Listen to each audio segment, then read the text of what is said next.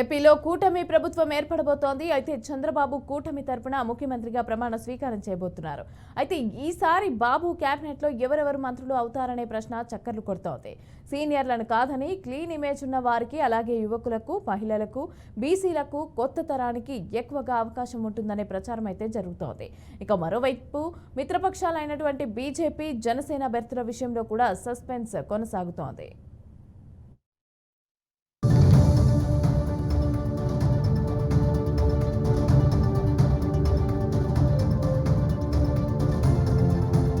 మహిళల పరంగా చూస్తే తంగిరాల సౌమ్య, వంగలపూడి అనిత పేర్లు ప్రధానంగా చర్చకు వస్తున్నాయి. ఇక సీనియర్ల నుంచి శ్రీకాకుళం నుంచి అచ్చెన్నాయుడు, కూన రవికుమార్ రేసులో ఉన్నారు. వీరిద్దరూ బీసీలే. విజయనగరం నుంచి బొబ్బిలి ఎమ్మెల్యే సుజయ్ కృష్ణ, సీనియర్ నేత కళా వెంకట్రావు, అదేవిధంగా కోండ్రు మురళి ఎస్సీ కోటాలో పదవులు ఆశిస్తున్నారు. అయితే ఓసీలు ఎక్కువ మంది ఉండటంతో సుజయ్ కృష్ణకు ఛాన్సులు కాస్త తక్కువగానే కనిపిస్తున్నాయి.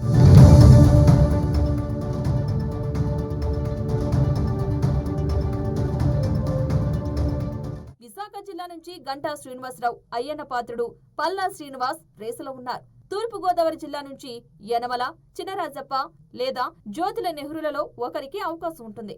బుచ్చయ్య చౌదరి రేసులో ఉన్న కమ్మలు ఇప్పటికే ఎక్కువ మంది ఉండటంతో బుచ్చయ్యకు ఛాన్స్ లేకపోవచ్చనే ప్రచారం జరుగుతుంది.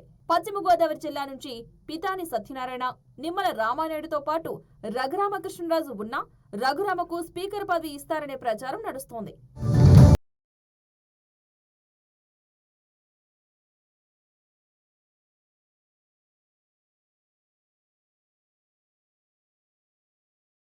పదవుల విషయంలో కృష్ణా జిల్లాలో పోటీ కాస్త ఎక్కువగా ఉంది.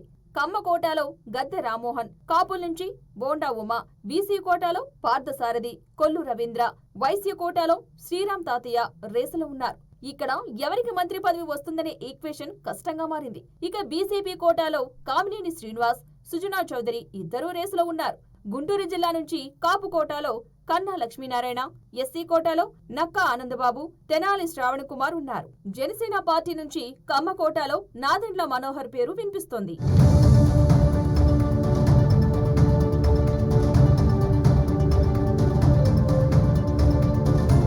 ప్రకాశం జిల్లా నుంచి కమ్మ వర్గానికి చెందిన గొట్టుపాటి రవికుమార్ కు బెర్త ఖాయమనే ప్రచారం నడుస్తోంది.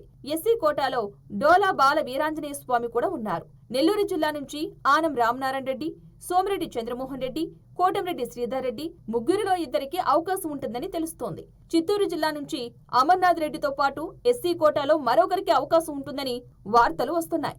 అనంతపురం జిల్లా నుంచి పయ్యావుల కేశవ్, కాల్వ శ్రీనివాసుల పేర్లు వినిపిస్తున్నాయి. ఈసారి పరిటాల సునీతకు అవకాశం లేనట్టేనని టీడీపీ వర్గాల్లో చర్చ నడుస్తోంది.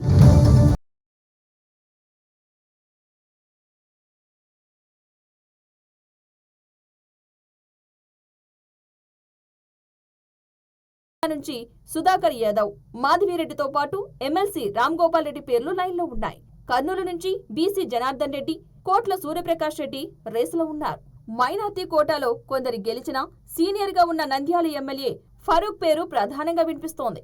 ఇక ఈ ఎన్నికల్లో కీలకంగా మారిన జనసేన పార్టీ అధినేత పవన్ మంత్రివర్గంలో చేరతారా లేదా అన్నది ఇప్పటికే క్లారిటీ రాలేదు. ఆయన మంత్రివర్గంలో చేరితే ఆయన స్థాయికి తగిన శాఖతో పాటు ఉప ముఖ్యమంత్రి పదవి తీసుకోవాలి. ఇక జనసేన నుంచి కమ్మ, కాపు, బీసీ, ఎస్సీ, ఎస్టీ ఇలా 4 మంత్రి పదవులు ఇవ్వవచ్చనే ప్రచారం నడుస్తోంది.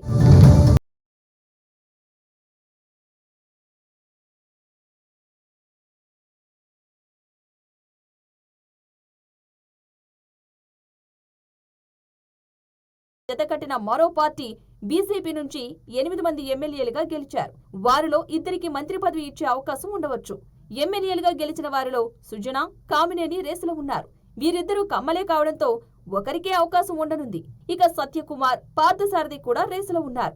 ఏది ఏమైనా ఈసారి కేబినెట్ కూర్పు సామాజిక వర్గాలు, ప్రాంతాలు బ్యాలెన్స్ చేసుకోవడంతో పాటు 3 పార్టీలను కలుపుకుని కూర్పు చేయడం బాబుకు కత్తి మీద సామే కానుంది.